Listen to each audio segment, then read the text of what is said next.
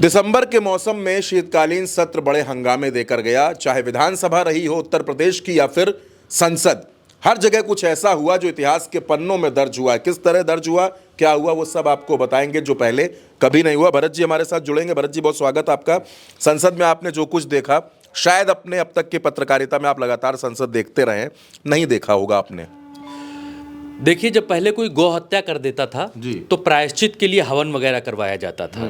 ठीक बात। भारतीय जनता पार्टी के सांसदों ने 2024 के चुनाव में ये कहा कि हमें 400 सीटें चाहिए क्योंकि संविधान बदलना है। उस बात का प्रायश्चित करने के लिए भारतीय जनता पार्टी की तरफ से संसद में 3 दिन के लिए संविधान पर चर्चा रखी गई कि भाई संविधान पर चर्चा होगी तो हम ये बताएंगे, दिखाएंगे कि हम लोग कितना संविधान प्रेमी है, हम बहुत संविधान को मानते हैं। लेकिन इसी प्रायश्चित चर्चा में भारतीय जनता पार्टी के सर पर ओले फिर से पड़ गए। अमित शाह के मुंह से वो निकल गया जो लोकसभा चुनाव के दौरान सांसदों के मुंह से भी नहीं निकला था, उससे भी ज़्यादा घातक हो गया। और ये इतना घातक साबित हुआ कि उत्तर प्रदेश की विधानसभा को 1 दिन पहले स्थगित कर दिया गया। ये अमित शाह का भाषण इतना घातक हो गया कि उत्तर प्रदेश की विधानसभा में नेता सदन यानी योगी आदित्यनाथ के बिना बोले ही उत्तर प्रदेश की विधानसभा को अनिश्चितकालीन के लिए स्थगित कर दिया गया। ये इतना घातक हुआ कि संसद चल ही नहीं पाई। नरेंद्र मोदी तक संसद में लास्ट समापन भाषण दे नहीं पाए और बिना उसके संसद भी अनिश्चितकाल के लिए स्थगित कर दी गई। अमित शाह का अंबेडकर के लिए दिया गया बयान छोटा मोटा बयान नहीं है। भारतीय जनता पार्टी के लिए ये गले की फांस बन गया है। भारतीय जनता पार्टी इसे न उगल पा रही है और न निगल पा रही है, और इसीलिए भारतीय जनता पार्टी के लिए ये शीतकालीन सत्र लोगों के लिए, शीतकालीन सत्र दोनों संस्थाओं के लिए, चाहे वो विधानसभा हो चाहे वो लोकसभा हो, उनके लिए तो ऐतिहासिक रहा ही कि उनके नेता नहीं बोल पाए। बिना जो मर्यादाएं होती हैं, जो नियम कानून होते हैं, उसके बिना ही वंदे मातरम कराकर ख़त्म कर दिया गया। लेकिन इस सत्र के भीतर जो मार हुई, जो देवासुर संग्राम छिड़ा, ऐसी तस्वीरें आज तक कभी नहीं आई। और इस देवासुर संग्राम में अमित शाह के इस भाषण ने एनडीए को झंझोड़ कर रख दिया है। आज की तारीख में जब मैं आपसे बात कर रहा हूं, भारतीय जनता पार्टी की तरफ से दिए गए अमित शाह के बयान से, अंबेडकर अंबेडकर अंबेडकर अंबेडकर अंबेडकर वाले से, उसका असर सीधे बिहार में पड़ा है। और बिहार में खेल शुरू हो गया है। बिहार में इन्वेस्टर समिट चल रही है। इन्वेस्टर समिट में क्या होता है कि बहुत सारे उद्योगपति आते हैं और आपके राज्य में पैसा लगाते हैं, कंपनियां फलाना ढिमकाना लगाते हैं, जिससे राज्य में पैसा आता है। उस इन्वेस्टर समिट में भारतीय जनता पार्टी के लोग पहुंचे, लेकिन मुख्यमंत्री, बारात का दूल्हा नीतीश जी गायब। क्या बात कर रहे हैं? नीतीश कुमार गायब। नीतीश कुमार इन्वेस्टर समिट में पहुंचे ही नहीं, गए ही नहीं। और ये कितनी बड़ी बात होती है किसी भी प्रदेश के लिए। हमारे उत्तर प्रदेश के जो दर्शक सुन रहे हैं, समझ रहे हैं, वो जानते हैं जब इन्वेस्टर समिट यहाँ होती है तो कितना भौकाल, रोडे चमचमा जाती हैं, लाइटें गमले रखे जाते हैं, गमले रख जाते हैं। कहीं भी जब होता है तो बाहर के मेहमान को ये दिखाने की कोशिश की जाती है कि आप हमारे यहाँ आइए, आप हमारे यहाँ आइए, हम लोग बहुत अच्छे हैं, देखिए सब कितना अच्छा है।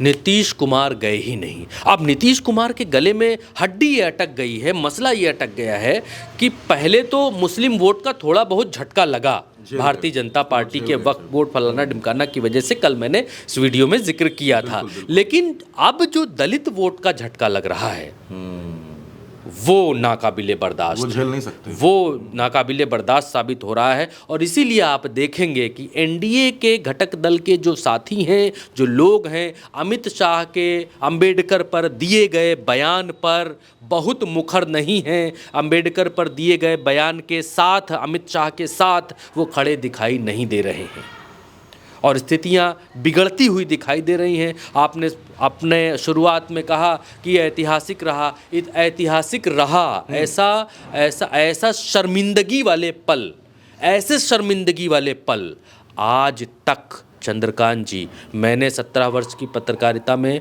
ना ही देखे, ना ही विधानसभा में देखे, ना ही लोकसभा में देखे। विधानसभा लखनऊ में स्पीकर को कहना पड़ गया, अतुल प्रधान तुमको उठवा कर बाहर फेंकवा दूंगा। क्यों? क्योंकि वो प्रदर्शन कर रहे थे।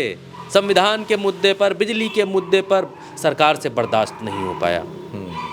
संसद में भी यही परिस्थितियां, क्योंकि संसद में अब भारतीय जनता पार्टी उतनी मजबूत रही नहीं, इसलिए बाहर तो फेंकवाने की बातें नहीं हो रही हैं, क्योंकि तानाशाही वाले आरोप इतने ज़्यादा लग गए, इसलिए बाहर फेंकवाने की बातें नहीं हो रही हैं। लेकिन अडानी के नाम से शुरू हुई चीज़ें आखिर में आते आते संविधान पर ख़त्म हुई।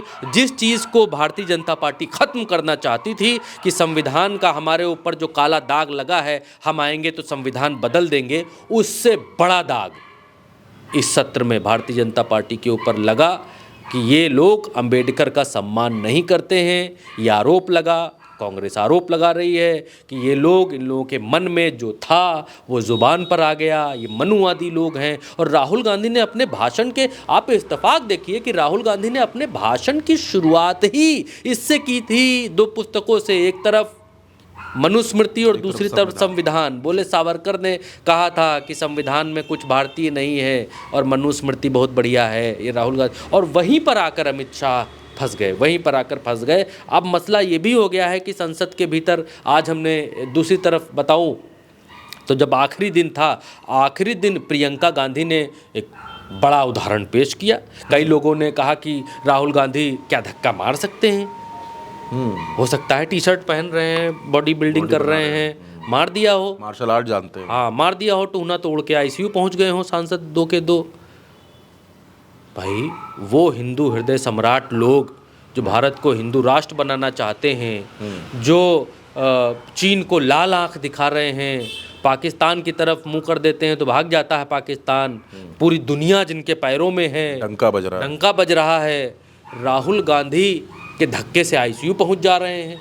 तो राहुल गांधी तो मतलब नॉन बायोलॉजिकल तो दूसरे लोग कह रहे हैं अपने आप को, तो यहाँ तो दूसरी परिस्थितियाँ, खैर वो अलग है, वो अलग विषय हो जाएगा, बात हल्की हो जाएगी, और हल्की बात उल्टा चश्मा यूसी पर हम लोग करते नहीं हैं। आज बड़ी एक और तस्वीर संसद की गैलरी में देखने को मिली। प्रियंका गांधी संसद की गैलरी में आगे आगे जा रही थी, पीछे पीछे अपराजिता एक सांसद हैं भारतीय जनता पार्टी की, वो प्रियंका गांधी को 1984 लिखा हुआ और खून से उस पर बना हुआ स्पॉट्स थे, हाँ स्पॉट्स बने हुए बैग देने के लिए उनके पीछे पीछे भाग रही थी। प्रियंका गांधी को जब वो बैग देने के लिए पहुंची, वो बैग एक तरीके का तंज था, एक तरीके का प्रदर्शन, विरोध था कि आप बैग लेकर आती हैं बांग्लादेश का, आप बैग लेकर आती हैं फिलिस्तीन का, आप बैग लेकर आती हैं अडानी और मोदी की दोस्ती का, तो हम आपको बैग दे रहे हैं 1984 का, लीजिए झेलिए। प्रियंका गांधी ने वो बैग सहर्ष स्वीकार किया, बड़ी सहजता थी, मैंने देखा वो भी, सहर्ष स्वीकार किया। बोले लाओ, आप विरोध कर रहे हो, बोले लाओ, हम एक्सेप्ट करते हैं। हमने एक्सेप्ट कर ली इमरजेंसी, हमने माफ़ी मांग ली, 1984 में दंगे हुए थे, हम एक्सेप्ट करते हैं कि दंगे हुए थे जी, इसको इस पे छुपाना, मिट्टी डालना, कैसे मिट्टी डाल सकते हो आप 2002 पे मिट्टी डाल सकते हो, बैग लीजिए उसका, आप भी 2002 का बैग लीजिए, लेकिन वो बात अलग हो। प्रियंका गांधी ने जैसे ही उनका बैग ले लिया, वो पानी हो गई, मुंह उतर गया उनका। वो ये चाह रही थी कि कैमरे पर जो है, कैमरा पीछे पीछे चल रहा था, वो आगे आगे जा रही थी, वो ये चाह रही थी नाराज हो जाएं, हाँ तो कुछ कंटेंट मसाला मिले, लेकिन वो मिला नहीं। तो ये दिखाता है कि भारतीय जनता पार्टी विरोध प्रदर्शनों को कैसे देखती है और कांग्रेस कैसे देखती है। विरोध प्रदर्शनों का राजनीति में अपना एक अलग महत्व है, अपना एक स्थान है, विरोध लोकतंत्र में होना चाहिए। अगर विपक्ष का व्यक्ति, बहुत सारे दर्शक अब ये समझने लग गए हैं, जब से 2014 हुआ है, शुरू हुआ है अमृतकाल, तब से समझने लग गए हैं कि जो विपक्ष के लोग विरोध कर रहे हैं ये दुश्मन है, ये लोग जो है मिले हुए हैं, विदेशी देश का विरोध कर रहे हैं, ऐसा नहीं है। मतलब ये है कि जब तक विपक्ष के लोग सरकार की योजनाओं पर, सरकार की बातों पर, सरकार की चीज़ों पर कमियां नहीं निकालेंगे, तब तक वो चीज़ें और दुरुस्त नहीं होंगी। सरकार जो सब कर रही है वो सब कुछ सही ही नहीं कर रही है। हालांकि सरकार जो करती है वो सही करने के लिए करती है, लेकिन सरकार से जहां गलतियां हो रही हैं, जो सही नहीं हो रहा है, उसका विरोध करना विपक्ष का काम है। और विपक्ष विरोध कर रहा है कि आपने अंबेडकर पर ऐसा क्यों बोला, वाय बोला तो माफी मांगिए। अंबेडकर का नाम लेना एक फैशन नहीं है। अगर हम राम राम जप रहे हैं और चंद्रकांत जी हमसे कहें कि राम राम जपना एक फैशन हो गया है, तो मुझे तो बुरा लगेगा। हम हरिओम कर रहे हैं, हम राधे राधे कर रहे हैं, और हमको चंद्रकांत जी बोले कि ये फैशन में तुम राधे राधे कर रहे हो, इससे अच्छा आप बुद्ध बुद्ध करते तो आपको 7 जन्म। आप कहने वाले कौन होते हैं? Who are you? आप कहने वाले कौन है? ये बात अगर कोई अंबेडकर अंबेडकर अंबेडकर कर रहा है तो उसकी आस्था है, उसकी संविधान में आस्था है, आपकी नहीं है। आपको मिर्ची लग रही है, इट मीन्स कि आपको मिर्ची लग रही है। तो ये दिखाता है कि कांग्रेस प्रदर्शनों को किस तरीके से लेती है या ले रही है, और भारतीय जनता पार्टी अपने खिलाफ प्रदर्शन करने वालों को, अपनी कमियां बताने वालों को, उनके भीतर दुश्मन नजर आता है भारतीय जनता पार्टी को। ये अंतर दिखाई दिया और इस संसद सत्र ने ये बता दिया, ये दिखला दिया और एक्सपोज कर दिया। बयान कटा छटा कुछ भी हो, कटा हो कुछ भी हो, वो अपने आप में संपूर्ण बयान है। इसमें कोई ये नहीं कह सकता कि बाहर की चीज लाकर जोड़ दिया, ये कर दिया, कंप्लीट है। लेकिन मन की बात बाहर आ गई। ये तो इस सत्र ने दिखा दिया। और आज कांग्रेस ने कहा भी कि लोगों ने पूछा कि इस सत्र में तो कुछ हो नहीं पाया, उन्होंने कहा कि ये सत्र 100% जो है सफल रहा, क्योंकि भारतीय जनता पार्टी अपने मन में जो दबा कर रखी थी इस सत्र में वो बाहर आ गया। बिल्कुल। तो जो बातें दबी थी वो बातें खुलकर सामने आ गई। भारतीय जनता पार्टी और कांग्रेस में क्या अंतर है वो भी भरत जी ने बड़ी बारीकी से बताया दर्शकों, और सत्र कैसा रहा ये भी आपको समझाने की कोशिश की है। फिलहाल के लिए इस चर्चा में हमारे साथ इतना ही। उल्टा चश्मा यूसी के साथ लगातार बने रहिए और आप अपनी राय नीचे कमेंट बॉक्स में हमें बता सकते हैं, अपने सुझाव दे सकते हैं। चैनल को सब्सक्राइब करते रहिए ताकि हर खबर आपके साथ, आपके पास सबसे पहले पहुंचे। नमस्कार।